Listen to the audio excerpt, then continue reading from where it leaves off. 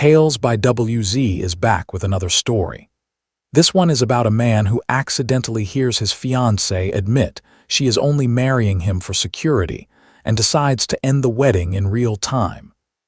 As you listen, ask yourself whether you think he went too far or not far enough. My fiancé said, "I love you like a couch." I replied, "The wedding is off." Then I canceled the venue, ended the honeymoon, called her parents on speaker, and I just watched as her whole plan to quit work and baby trap me started to fall apart in front of everyone. I am 32 and I should probably start by saying this. The wedding was supposed to be in 3 weeks, was past tense. Friday night my fiancée was at her bachelorette party. I guess I should call her my ex-fiancée now. Her sister had planned the whole thing at some fancy spa resort a couple of hours away. Full girls' weekend. Spa treatments, robes, champagne, dinner, the whole package. And here is the detail that makes everything sting a little more. I paid for half of it. Her family does not have money at all. Her sister kept pushing for this expensive place, and my fiancé really wanted it. I figured, whatever, early wedding gift make her happy. I have a good job, I could afford it, and I thought I was investing in our future. We had agreed she would video call me that evening to show me around since I had basically funded half of it. Just a quick tour, see the resort, see her happy, then let her enjoy her night. My phone rang. Video call. I answered and there she was, wrapped in one of those plush white robes, hair up, face relaxed. I could hear music and a bunch of voices in the background.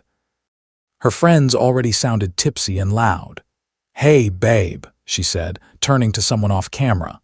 "Hold on, just showing him real quick." She walked around the room with the phone.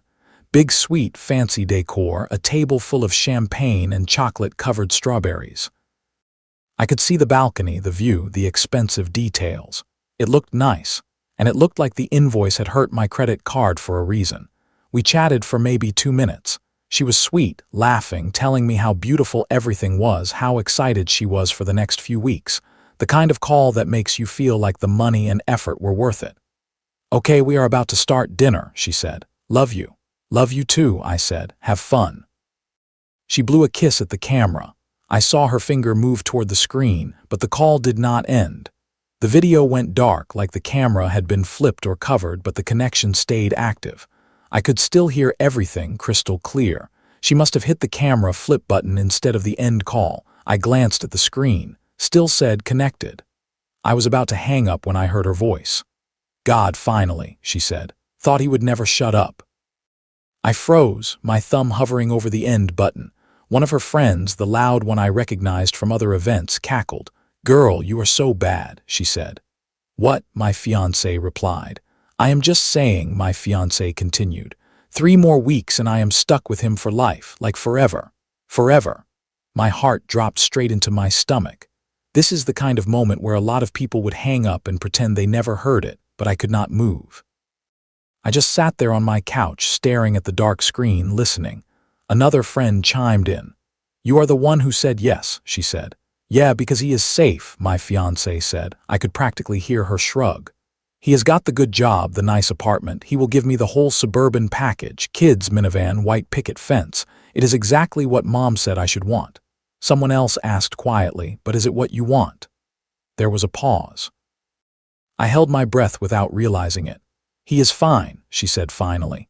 "Like, he is nice, kind of boring, super predictable, but that is the whole point, right? I spent my 20s with exciting guys who treated me like garbage. Now I get the nice guy who will worship me and give me a comfortable life. Fair trade." The loud friend lost it laughing. "You are terrible," she said. "Does he know you think he is boring?" "Hell no," my fiancé said. "I tell him he is amazing all the time, which, I mean, he kind of is. He does everything for me. Paid for this whole weekend without even blinking. Paid for most of the wedding. I wanted the expensive venue and he wanted the cheaper one, so I cried until he agreed. Works like a charm every time." They all laughed. My face was hot. My hands were shaking. I felt like I was watching myself through a window, like it was happening to someone else. Her sister's voice cut through. "I still cannot believe you guilt-tripped him into paying for your own bachelorette party," she said. "I did not guilt-trip him. my fiancé said quickly. I just suggested it would mean a lot to me and mentioned how expensive it was getting for you to plan. He offered. Besides, he makes way more than me anyway, so it is only fair.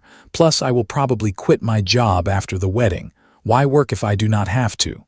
There was a beat of silence. The loud friend said, "Hold up, you are quitting." Does he know? Not yet, my fiancé said. I will bring it up after the honeymoon. Maybe get pregnant fast so it makes sense. You know, he cannot exactly say no once there is a baby involved. I sat there, staring at that dark screen, listening to the woman I loved talk about trapping me like I was some long-term contract. This is where the red flags stopped being flags and turned into sirens. Her sister laughed. "You are playing chess while everyone else is playing checkers," she said. "Respect. Someone has to think ahead," my fiancé said. "Look, it is not like I do not love him. I do, just in a comfortable way, like you love a really good couch." They all erupted. Someone repeated like a couch and they laughed even harder. That was the moment something inside me just clicked off. My thumb moved and I hit the unmute button. "Actually," I said, my voice steady in a way I did not feel, "you are not stuck with me for life." Everything went silent. Then I heard a glass clink and someone gasp. "Hello," I said. "Can you all hear me?" "Babe," my fiancé said, pure panic. "How long have you been?" "Long enough," I said. "Heard all of it. The boring part, the couch part, your little plan to quit your job and baby trap me. Everything." "I can explain," she blurted. "We were just joking. It was girl talk." Here is the thing about girl talk or guy talk. When someone feels safe, they tell the truth they do not say anywhere else. "Here is some guy talk then," I said. "The wedding is off." I could hear yelling in the background, her sister shouting, someone swearing, chairs scraping. I put the phone on the coffee table, still on speaker, and opened my laptop. They could listen if they wanted. I was done pretending. I started with the wedding venue, dialed the number. The coordinator answered. "Hi," I said. "I am calling about the reservation 3 weeks from Saturday. I need to cancel it." In the background, my fiancé was crying. "Wait, stop, please, we can talk," she said. "Sir," the coordinator said carefully, "there is a cancellation fee. You have paid $8,000 in total. The deposit was $3,000. "I know," I said. "Whatever the policy says, just do it. The wedding is not happening." I could almost feel the room on their side fall apart. Then I called the honeymoon resort. "Hi," I said. "I need to cancel my reservation." "Yes, I know it is non-refundable. Cancel it anyway." $6,500 gone, and I did not even care anymore. My fiancé's sister grabbed the phone at one point. Her face filled my screen, eyes bright red. "You cannot just cancel everything," she said. "Be reasonable." "I am being reasonable," I said. "Your sister just told her friends I am a comfortable couch she is settling for, that she cried to manipulate me into paying for things, and that she plans to quit her job and trap me with a baby. Why would I marry someone who thinks like that?" "She did not mean it," the sister said. "She was drunk." My ex grabbed the phone back. Her mascara was smeared, full messy crying. "Baby, please," she said. "I love you. I did not mean any of it. We were being stupid. Please do not do this." "You love me like a couch," I said. "I do not," she said quickly. I swear I was trying to be funny. "It came out wrong." "Cool," I said. "I am going to call your parents now. They should probably hear about this." "No, please," she said. "Not my parents. They will be so upset." I was already dialing. The call was still on speaker. Her friends could hear everything. Her dad picked up. "Hey," he said. "How is my future son-in-law doing?" My throat tightened. Her dad is actually a good man. That part made this harder. "Hey," I said. "I need to tell you something, and I am just going to say it straight. The wedding is canceled." Silence. "I was accidentally still on video call during the bachelorette party," I continued, "and I heard everything. Your daughter told her friends she is only marrying me because I am safe and financially stable, that I am boring and predictable, that she manipulated me into paying for things by crying, that she is planning to quit her job without telling me and get pregnant quickly so I cannot say no. I already canceled the venue and honeymoon." There was a long pause on his side. "Put her on the phone," he said finally. The look on her face said it all. She knew. She took the phone off speaker and walked away from her friends. I could not hear what her dad was saying, but I heard her sobbing, saying, "Daddy, please," over and over. Then her mom got on the line.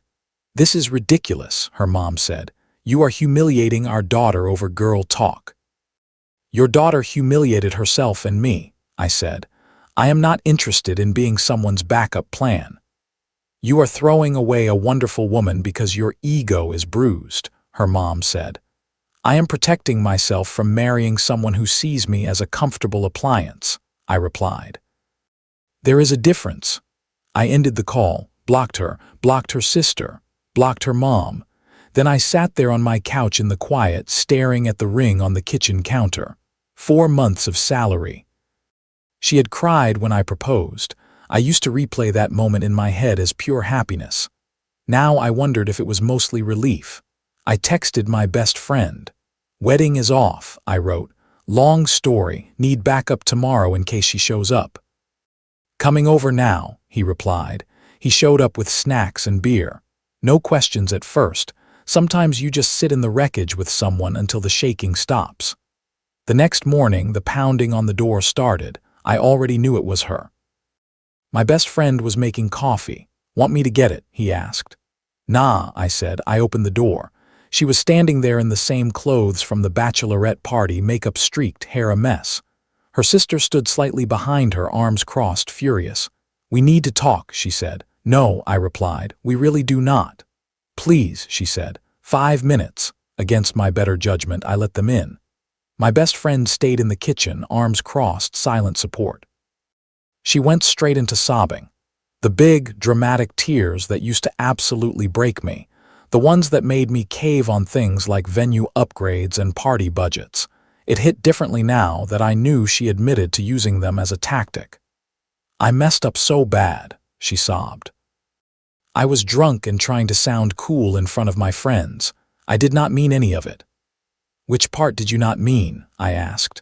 "The boring part, the couch part, the manipulation part, or the part where you planned to quit your job and trap me?" Her sister jumped in. "She never said trap," she snapped. "You are twisting everything." "I recorded it," I said. "That was a lie. I had not recorded anything, but they did not know that." She went completely pale. "You recorded us," she said. "You recorded my bachelorette." "The call was still connected," I said. "My phone, my call. I saved everything before making those cancellation calls." Her sister stepped forward. "Delete it," she demanded. "Right now. That is invasion of privacy." "You were on speaker at a party," I said. "Pretty sure that is not illegal. Your lawyer can explain it if you want." My ex looked like she might faint. "What do you want?" she asked. "Just tell me what you want." "I want you to leave," I said. "We are done." "But the wedding," she said. "We sent 200 invitations. My dress is being altered. The deposits." "You should have thought about that before admitting you were using me for financial security," I said. Her sister's face went red. "You know what your problem is," she said. "You are too sensitive. She made one mistake and you are punishing her forever." "One mistake," I repeated. "Your sister spent 3 years pretending to love me the way I loved her, pretending to want the same future. That is not one mistake. That is 3 years of lying." "This is what marriage is," the sister snapped. "You think my husband is perfect. Grow up." From the kitchen, my best friend let out a small laugh. "Did you just admit you settled too?" he said. "That is rough." "Stay out of this," she snapped. "He lives here," I said. "You are in his space." My ex tried a different tactic.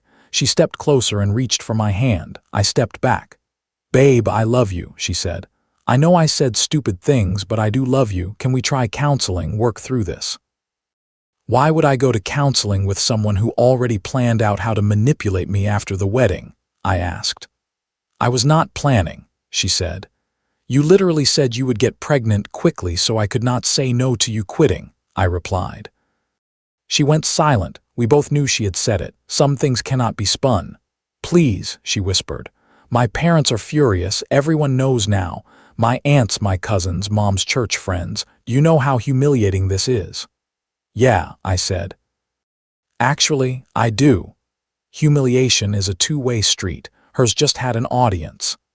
"The venue refunded me about $6,000 after the cancellation fee," I continued.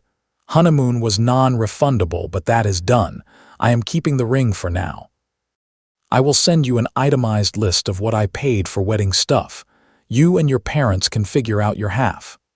My half, she repeated. You make 3 times what I make. And you were planning to make 0 once we got married, I said. So yes, your half. This is financial abuse, her sister snapped. My best friend snorted quietly. Financial abuse is tricking someone into marriage so you can quit your job without telling them, he said. This is just called not being a doormat. Enough, I said. I am asking both of you to leave. We are done here. My ex's shoulders shook. I do not have anywhere to go, she said. I told my roommate I was moving out after the wedding. I already gave notice. That is unfortunate, I said. Maybe your sister can help. Her sister's eyes widened. I have a 1-bedroom, she said. She cannot stay with me. Also unfortunate, I said. Still not my problem. They eventually left. My ex begged 3 more times on the way out. Her sister called me a heartless bastard. My best friend locked the door behind them. That was brutal, he said quietly. Yeah, I said, sinking onto the couch. I feel like garbage. Do not, he said. She was literally planning to trap you. He was right. It still hurt. The messages started around lunch. Her friends, her cousins, her aunt, all with the same theme.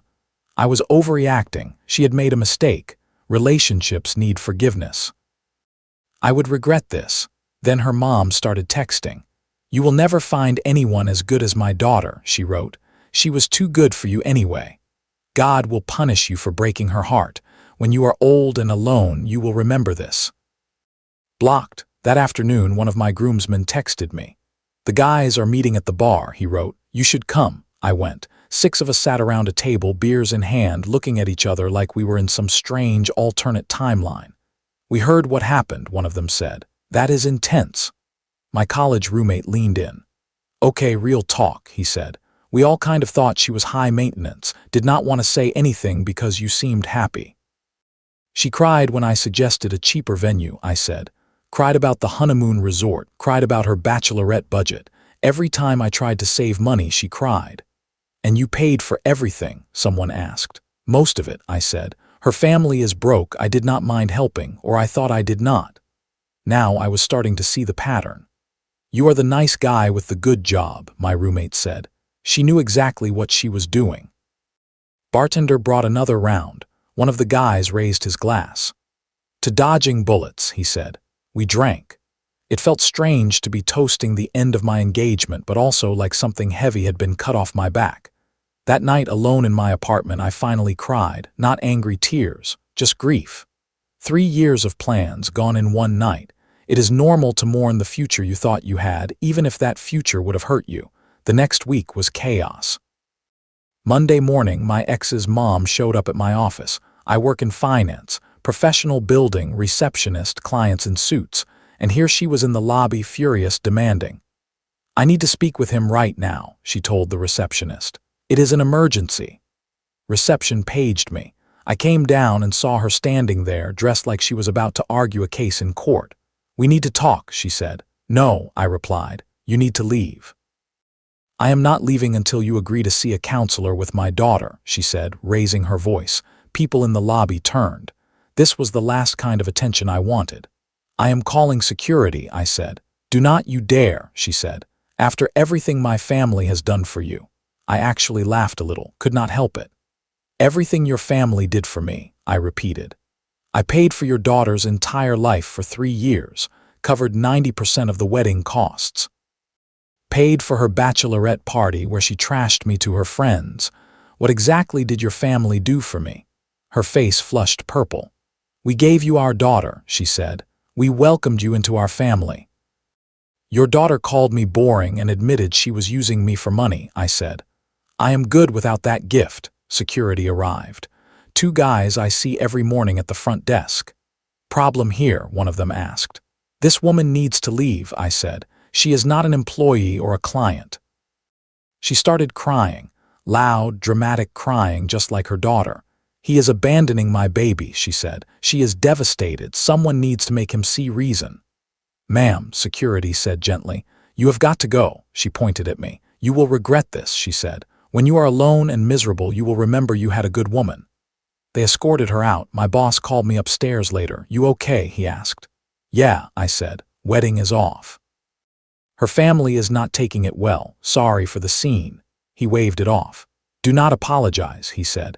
My son went through something similar. Woman wanted his trust fund. Be grateful you found out before you signed papers. It helped to hear that from someone who has been around longer. A few days later, I got home from the gym and found my ex sitting on the steps outside my building. How long have you been here? I asked. Since lunch, she said. It was evening. You have been sitting here for 6 hours, I said. I needed to see you, she said. You blocked me everywhere. Yeah, I said, on purpose. She stood up. She looked exhausted. I felt a small pull of guilt, then remembered the phone call. I quit my job, she said. What? I asked. Gave my notice yesterday, she said. I figured we could still make this work. I really do want to be a stay-at-home mom eventually. Are you out of your mind? I asked. We are not getting married. Why would you quit your job? Because you need to see I am serious, she said. I am willing to change everything for you. By making yourself financially dependent on me, I said. That is supposed to make me want to get back together. Tears started again. I do not know what else to do, she said. I love you. What do you want from me? I want you to leave me alone, I said. That is literally it. I cannot lose you, she said. You are everything. I am a boring, predictable couch, remember, I said. She flinched. I was drunk and stupid and honest, she said. Drunk words, sober thoughts, I said. You said what you really believe. That is not fair, she said. You know what is not fair, I replied. Planning to trap me with a baby. That is not fair. She sobbed on the steps while a neighbor walked by. I nodded at him. I probably looked like the villain. That is how it often looks from the outside when you finally choose yourself. Please, she whispered. One more chance. I will prove I love you for real. You cannot prove something that is not true, I said. You love what I provide. That is different. I went inside and locked the door. She stayed out there for another hour before leaving. The text shifted from direct to indirect. Her sister messaged me on LinkedIn, accusing me of ruining her life. Her cousin wrote that she was on a couch crying 24/7. She quit her job for you, her sister wrote. She gave up her apartment. Is this what you wanted to destroy her? She quit after we broke up, I replied. Her choice. She gave up her apartment assuming we would get married. Her choice. She destroyed the relationship by admitting she was using me, not my fault. You are heartless, her sister wrote. You said everyone settles in marriage, I replied. Maybe take your own advice and leave me alone. Blocked. Then I got a call from a lawyer's office. My ex was exploring legal options for financial compensation for wedding expenses. I called my cousin's husband, who is an attorney. He listened and then laughed. She has no case, he said. You paid voluntarily. No court will order you to reimburse her for a wedding that did not happen because she admitted to financial manipulation. If she actually files something, call me. A few days later, I got an email from her lawyer. After reviewing the circumstances, it said, my client has decided not to pursue legal action. Translation: no case. The day that would have been my wedding finally arrived. I took the day off work. My best friend and the groomsmen showed up mid-morning. We were supposed to be getting ready for your wedding right now, one of them said, so we are doing something else instead. They had rented a small boat, nothing fancy, just a day on the water. We fished, drank beer, told stupid stories. Nobody mentioned the ceremony time. Still, I knew when it hit. My phone buzzed with an unknown number. Against my better judgment, I answered. You really went through with it, she said. Her voice sounded hollow. I kept thinking you would change your mind. I am not changing my mind, I said. I am at the venue, she said. Outside. There is another wedding happening. I watched them set up. It should have been us. My chest felt tight. Why are you doing this to yourself? I asked. Because you need to understand what you took from me, she said. I should be getting married right now. Instead, I am unemployed, living with my parents, and everyone thinks I am a gold digger. You admitted to being one, I said. I did not put those words in your mouth. It was one conversation, she said. One drunken night. How does that erase 3 years? It was the conversation where you finally told the truth, I said.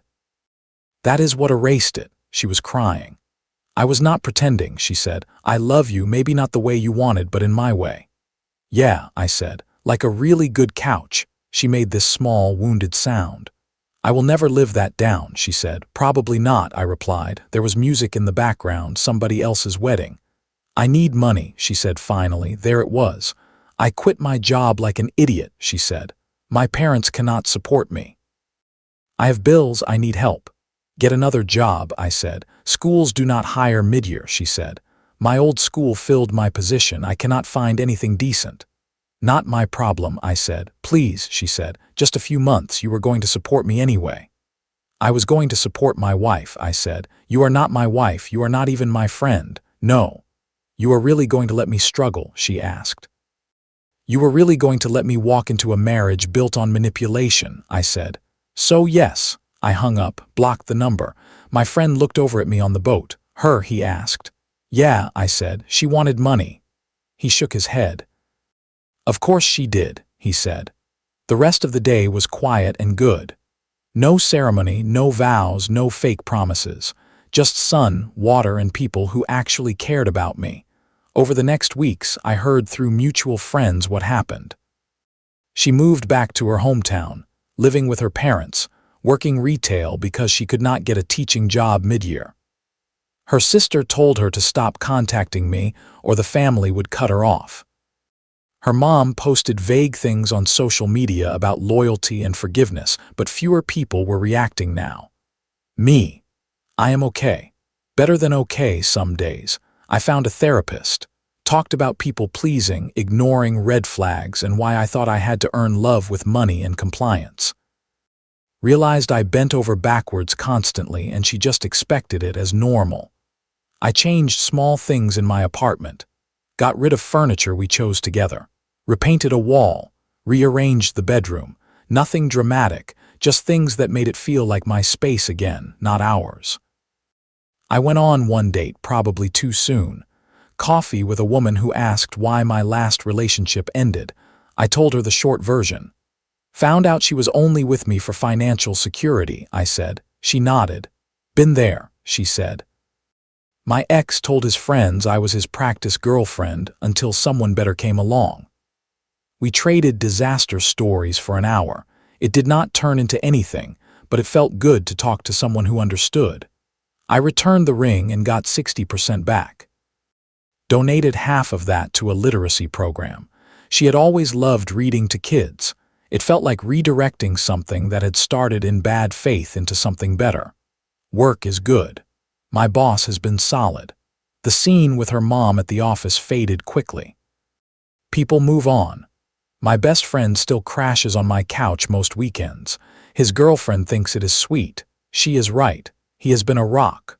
One of my ex's cousins reached out last week, the only one who did not immediately attack me.